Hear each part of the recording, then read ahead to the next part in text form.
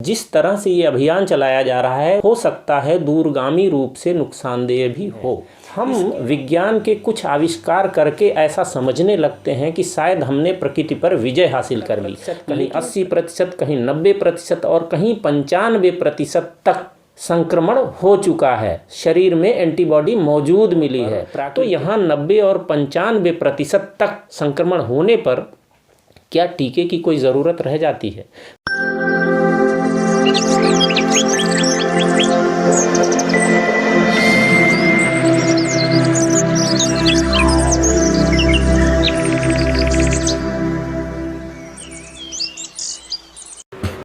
नमस्कार।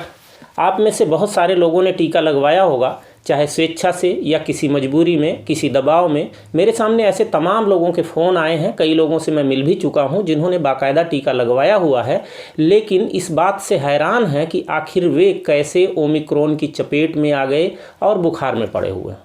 उनको समझ में नहीं आ रहा है कि टीके ने वास्तव में उनके लिए कोई सुरक्षा चक्र बनाया या उनके भीतर जो सुरक्षा चक्र मौजूद था किसी तरह का, उसको उसने कमज़ोर कर दिया। ये एक समस्या है और इस बात को दरअसल समझने की ज़रूरत है। मेरे जैसे लोग बहुत पहले से ये बात कहते रहे हैं। तमाम लोग देश के जो भी विज्ञान से थोड़ा भी रिश्ता रखते हैं, स्वास्थ्य क्षेत्र से थोड़ा भी रिश्ता रखते हैं और थोड़ी ईमानदारी से काम कर रहे हैं, उनका कोई स्वार्थ नहीं है किसी मेडिकल वगैरह के मामले से या उस तरह से फार्मा सेक्टर वगैरह से। तो ऐसे लोग कहते ही रहे हैं कि टीका कुछ स्थितियों में कुछ काम का हो सकता है, लेकिन जिस तरह से ये अभियान चलाया जा रहा है उसमें यह फ़ायदे के बजाय हो सकता है दूरगामी रूप से नुकसानदेह भी हो।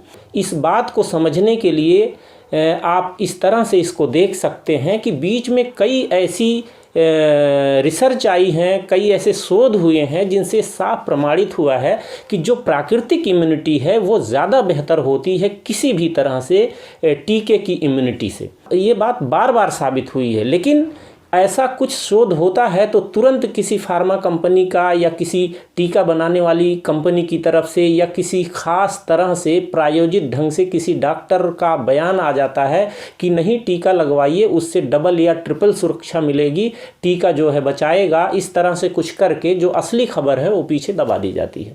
अभी फिर एक बार और साबित हो गया है कि जो प्राकृतिक इम्यूनिटी है वो सबसे बेहतर होती है, टीके की इम्यूनिटी उसके सामने एक तरह से कुछ भी नहीं है।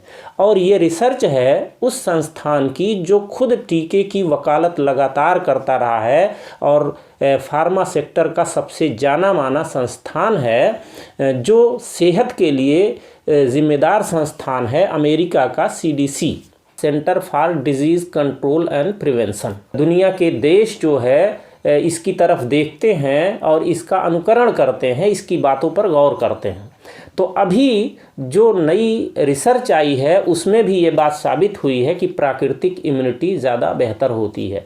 तो CDC ने जो शोध के बाद ये नतीजा सामने रखा है, उसमें डेल्टा वेरिएंट का जब कहर चल रहा था तो उस दौरान का ये शोध किया गया। उसमें ये देखा गया कि डेल्टा वेरिएंट का कहर जब चल रहा था तो उस समय जिन लोगों को संक्रमण हुआ था और वैक्सीन नहीं लगी थी, वे लोग ज़्यादा सुरक्षित थे बनिस्बत उनके कि जिनको संक्रमण नहीं हुआ था और वैक्सीन लगी हुई थी।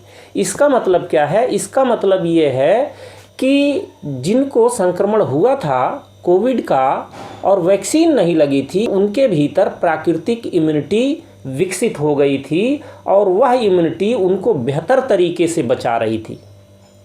जबकि जिनको संक्रमण नहीं हुआ था और वैक्सीन लगवाकर वो अपने को सुरक्षित कर रहे थे, वे उतने ज़्यादा सुरक्षित नहीं थे, उनको संक्रमण हो रहा था, डेल्टा उनको बुरी तरह से परेशान कर रहा था।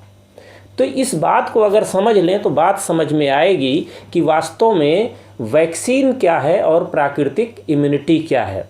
ये एक बात सच है कि प्रकृति के सामने दरअसल हम कुछ भी नहीं हैं।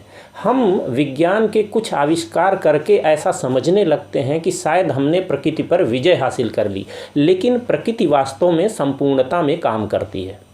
प्रकृति की संपूर्णता ये है कि उसके सामने कोई भी खतरा आता है, शरीर में कोई वायरस आता है, कोई बैक्टीरिया आता है, तो शरीर अपने तरीके से अपनी संपूर्णता में प्रतिक्रिया जताता है और सुरक्षा का एक चक्र तैयार करता है, सुरक्षा तंत्र अपना विकसित करता है। तो इस नाते उसका काम संपूर्णता में होता है। एक वायरस स्वाभाविक तरीके से, प्राकृतिक तरीके से हमारी नाक से, आँख से, कहीं से भी हमारे अंदर प्रवेश करता है, तो उसके उस तरीके पर हमारा शरीर उसको प्रतिक्रिया देकर अपना सुरक्षा तंत्र जो है मजबूत बनाता है।